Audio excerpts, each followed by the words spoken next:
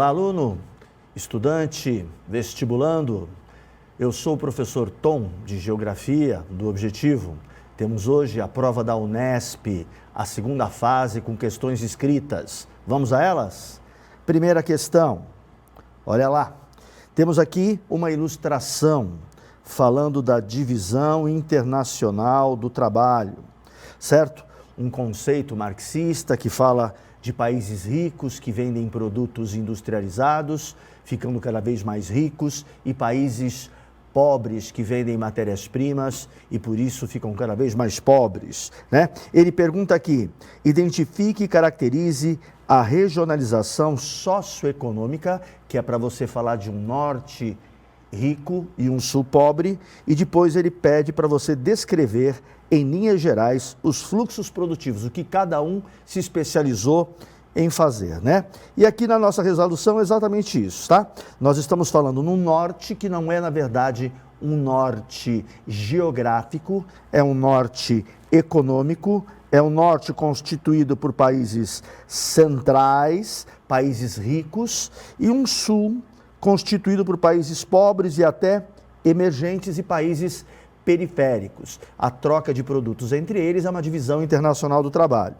E quando ele pede sobre esses fluxos comerciais, existe uma enorme desigualdade, acentuada desigualdade nas exportações dos países do norte. Predominam, na verdade, produtos industrializados de maior valor agregado. E dos pobres, geralmente, você tem as commodities, as matérias-primas na maioria das vezes, né? Então essa seria uma das questões clássicas que não tem grande novidade e que já podemos seguir para a seguinte, a número 6. A número 6 diz que a partir da Constituição de 88, em relação a algumas frustrações com relação às perspectivas de realização da ampla reforma agrária, houve uma mudança verificável nos conflitos em torno do controle territorial. E aí ele vai se referir basicamente a uma região brasileira, que é a Amazônia, aqui na alternativa no item A, né? E ele vai falar, cite 2 grupos sociais que lutam pelos seus direitos de permanência na terra na Amazônia.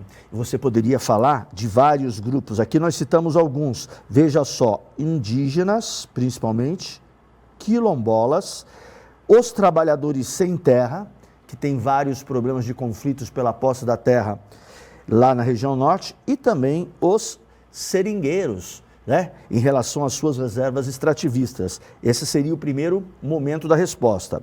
Na parte B, quando ele pergunta 2 motivos que justificam a permanência desses grupos sociais à terra, por que mantê-los e por que é tão importante a terra na mão desses grupos, aí você tem aqui algumas questões importantes, ó.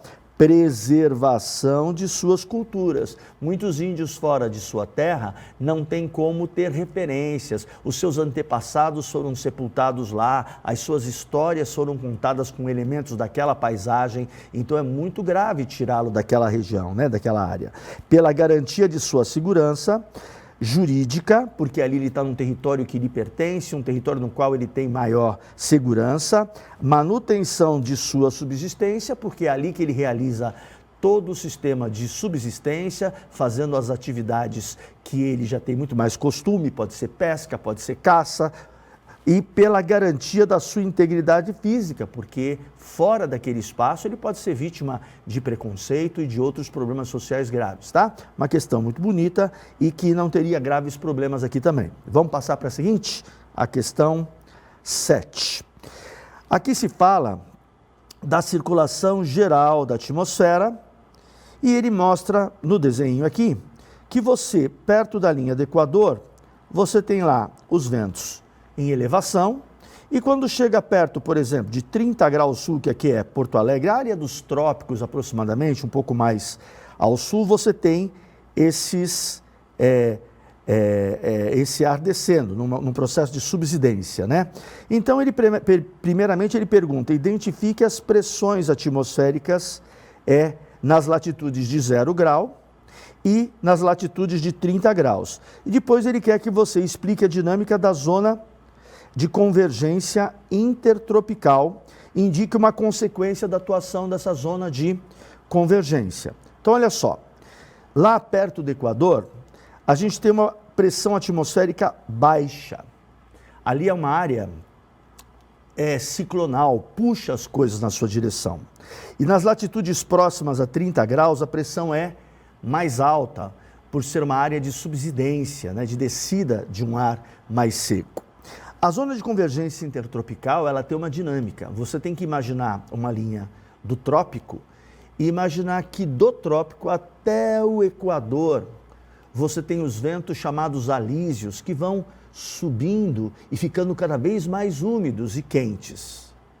Voltando, existem os ventos chamados contra-alísios, e eles vão descendo e ficando cada vez mais secos. Isso cria uma zona de descida perto dos trópicos, perto ali de 30 graus, e essa subsidência deixa o lugar com maior pressão e mais seco. Então, duas consequências. A primeira, lá perto do 0 grau, você tem, por exemplo, a subida desse ar quente, aí ele chega lá em cima onde é mais frio, se condensa e você tem uma enorme pluviosidade na forma de chuvas predominantemente convectivas, né?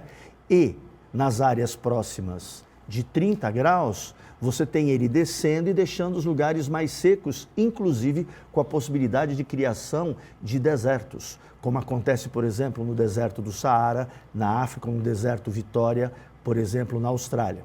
Ok? Então, essa é a nossa questão 7. Vamos para a nossa última questão.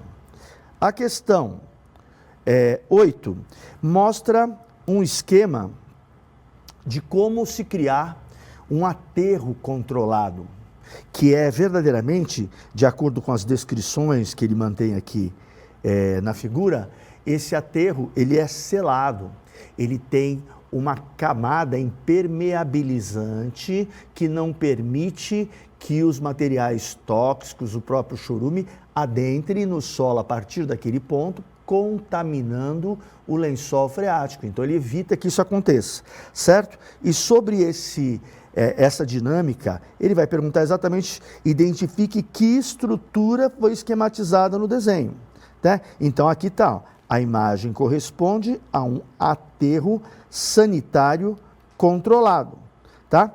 Agora tem um problema, o material orgânico que é jogado nesse aterro, ele pode gerar uma grande quantidade de gás metano, que é um gás considerado um gás estufa, com grande poder de aquecimento, até superior ao gás carbônico. E aí ele pergunta, apresente a principal meta do MDL. O MDL é o Mecanismo de Desenvolvimento Limpo, desenvolvido a partir de 1997 do Protocolo de Kyoto, que permitia inclusive a comercialização de créditos de carbono.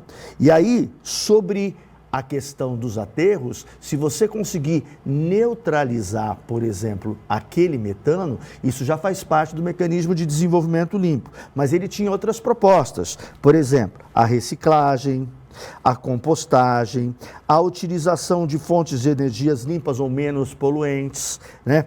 A eficiência energética. Imagine um equipamento que gaste menos energia, depende de você produzir menos energia também. Então ele é menos impactante. E a mesma troca de combustíveis fósseis por outros elementos menos agressivos à natureza e que não emitam gases do efeito estufa. Então estaria aqui a resolução.